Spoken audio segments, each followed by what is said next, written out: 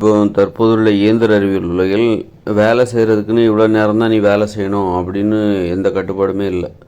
நீங்கள் விருப்பப்பட்டால் எவ்வளோ நேரம் வேணாலும் வேலை செய்யலாம். தொழிற்சாலையில் இவ்வளோ நேரம் 8 மணி நேரம் அல்லது 10 மணி நேரம் வேலை செய்யணும். அதுக்கு மேலே வேலை வாங்கினா அதுக்குரிய ஊதியம் கொடுக்கணும் அப்படின்னு கட்டுப்பாடு இருக்குது. மற்றபடி நீ வீட்டுக்கு வந்துட்டாக்கா நீ எவ்வளோ நேரம் உன்னுடைய விருப்பம், நீ வேலை செய்கிறதும் வேறு ஏதாவது வேலை செஞ்சு கூட நீ பணம் சம்பாதிக்கலாம். பணம் சம்பாதிக்கிறதுக்கு இவ்வளோ நேரம் தான் நீ பணம் சம்பாதிக்கிறதுக்காக வேலை செய்யணும் அப்படின்னு எந்த கட்டுப்பாடும் கிடையாது. 24 மணி நேரம் உனக்காக இருக்குது அப்படின்னுமா அதில் எவ்வளோ நேரம் வேணாலும் நீ வேலை செஞ்சுக்கலாம். அப்படிங்கிறது தான் இப்போது அனுமதிக்கப்பட்டிருக்கு. அதனால் வேலை செய்வதற்காக அனுமதிக்கப்பட்ட நேரம், அதே வேலை நேரம், தொழில் செய்கிற நேரம் 8 மணி நேரத்துக்காக போராடினாங்க. அதில் அந்த அப்போ 8 மணி நேரம் கிடச்சிது. போராடினாங்க. 8 மணி நேரம் தான் வேலை செய்யணும், தொழிற்சாலைகள் வேலை வாங்கணும் அப்படின்னு ஒரு சட்டம் கொண்டு வந்தாங்க. அதே நேரத்தில் இன்னொன்று என்ன பண்ணிட்டாங்கனாக்கு இன்னொன்று கொண்டு வராமல் போயிட்டாங்க. 8 மணி நேரத்துக்கு மேலே நீங்கள் யாருமே எங்கேயுமே வேலை செய்யக்கூடாது அப்படின்னு ஒரு சட்டம் கொண்டு வந்திருக்கணும். அதை கொண்டு வராமல் போயிட்டாங்க. 8 மணி நேரம் தான் எங்களை வேலை வாங்கணும் அப்படின்னு ஒரு சட்டம், தொழிற்சாலைகளில் வேலை வாங்க வேண்டும் அப்படின்னு ஒரு சட்டம். பிறரால் வேலை வாங்கப்படும் பொழுது, ஒரு தொழில் நிறுவனத்தில் ஒரு தொழிற்சாலை நீங்கள் வேலை பார்க்குறீங்க, அலுவலகத்தில் வேலை பார்க்குறீங்க, அப்படிங்கும்போது பிறரால் நீங்கள் வேலை வாங்கப்படும் பொழுது அங்கு நீங்கள் 8 மணி நேரம் தான் வேலை வாங்கப்பட வேண்டும் அப்படின்னு அவங்க போராடினாங்க. கிடச்சிது. அது அந்த மாதிரி 8 மணி நேரம் தான் வேலை செய்யணும் அப்படின்னு சொல்லிட்டு சட்டம் கொண்டு கிடச்சிது. அந்த சட்டம் அது ஒரு பாதி தான் சட்டம். இன்னொரு பாதி என்னென்னா, வேறு எங்கேயுமே நீ ஒவ்வொரு நாளும் நீ தினம் 8 மணி நேரம் மட்டும்தான் வேலை பார்க்கணும் அப்படின்னு ஒரு சட்டம் கொண்டு வந்துருக்கணும். வீட்டுக்கு நீ போயிட்டு வேறு ஏதாவது வேலை பார்க்கக்கூடாது. அதான் 8 மணி நேரம் நீ வேலை பார்த்து முடிச்சுட்டு அதுக்கப்புறம் நீ வேலையை பார்க்கக்கூடாது.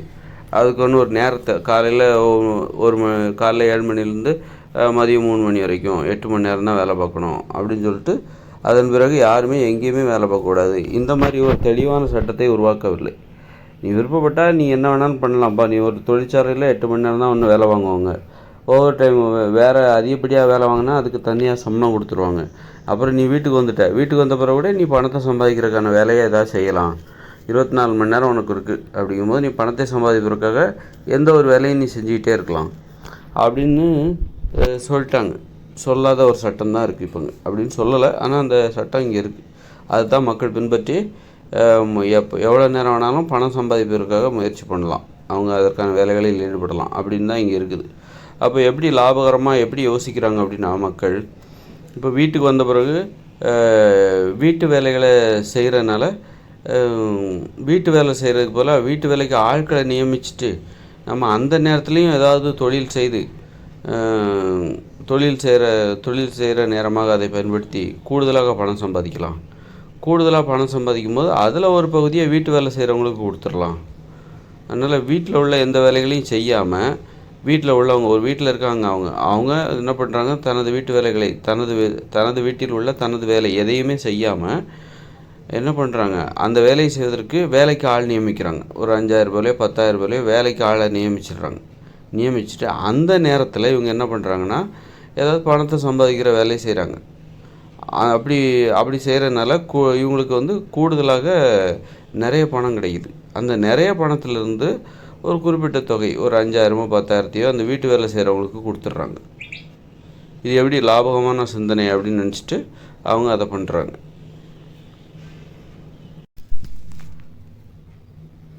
இப்படி யோசித்ததான் நிறைய பணக்காரங்க இப்படி தான் யோசிக்கிறாங்க. பணக்காரங்கள்லாம் எப்படி யோசிக்கிறாங்கன்னா இந்த மாதிரி தான். எதுக்கு நேரத்தோட வேல்யூ அவங்களுக்கு தெரியும் போது என்ன பண்ணுறாங்க, எதுக்காக வீட்டு வேலை செய்வதற்காக நம்மளுடைய நேரத்தை வீணாக்க வேண்டும். அவர்களுக்கு பணம் சம்பாதிக்கிற திறமை இருக்குது. அதனால் என்ன பண்ணுறாங்க, அதுக்கான வாய்ப்பு வழிகள் எல்லாமே இருக்குது. 24 மணி நேரம் பணத்தை பற்றி யோசிப்பதற்கு வாய்ப்பு வழிகள் எல்லாமே இருக்குது. அப்படிங்கும்போது என்ன பண்ணுறாங்க, எதுக்காக வீட்டு வேலை செஞ்சு நேரத்தை வேஸ்ட் பண்ணணும்.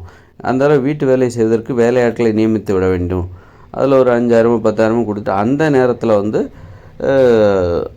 வேறு ஏதாவது ஒரு பணத்தை சம்பாதிக்கிற வேலை செஞ்சு நிறைய பணத்தை சம்பாதிச்சு அந்த பணத்திலேருந்து கொஞ்சம் பணத்தை வீட்டில் உள்ள வேலை செய்கிறவங்களுக்குள்ள வீட்டு வேலை செய்வதற்காக வீட்டில் நியமிக்கப்பட்ட அந்த யாரோ வேலைக்காரங்களுக்கு கொடுத்துட்டாக்கா அது எப்படி ஒரு லாபகரமான சிந்தனையாக அவர்களுக்கு தோன்றி இருக்கிறது.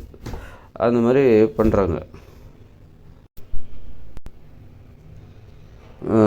அவரவர் வேலைகளை அவரவர் தான் செய்யணும். அப்படிங்கும்போது அப்படி ஒரு சட்டம் இங்கே இல்லை.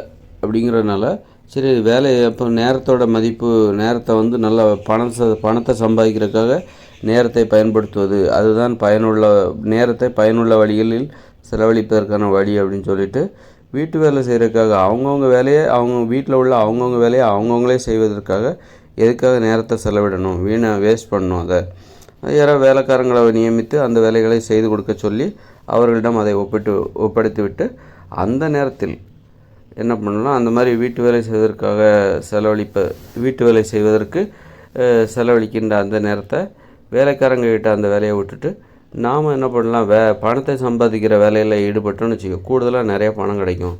அந்த பணத்துலேருந்து இவங்களுக்கு வீட்டு வேலை செய்கிறவங்களுக்கு சம்பளம் கொடுத்துட்டு அதில் நிறைய பணம் மீதமாகும் அப்படின்னு சொல்லிட்டு லாபகரமாக சிந்திக்கிறார்கள்.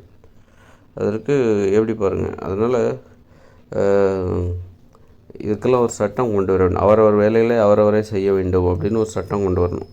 அப்போ தான் வந்து மக்கள் வந்து சரியாக ஒரு பணம் சம்பாதிக்கிறதுல ஒரு கட்டுப்பாடு வரும். எல்லா நேரமும் பணம்னு ஓடாமல் வீட்டு வேலையை செய்யணும், அவங்கவுங்க வேலையை அவங்களே செய்யணும், வேறு வழியே இல்லை அப்படின்னு சொல்லிட்டு அதற்காக நேரத்தை செலவிட்டுத்தான் ஆக வேண்டும் அப்படின்னு ஒரு சட்டத்தை கொண்டு வரும்போது மக்களுக்கு கொஞ்சம் நல்ல பண்புகள் வரும். அவங்கவுங்க வேலையை அவங்கவுங்களே செய்யும்போது தான் நல்ல பண்புகள் என்பது வரும்.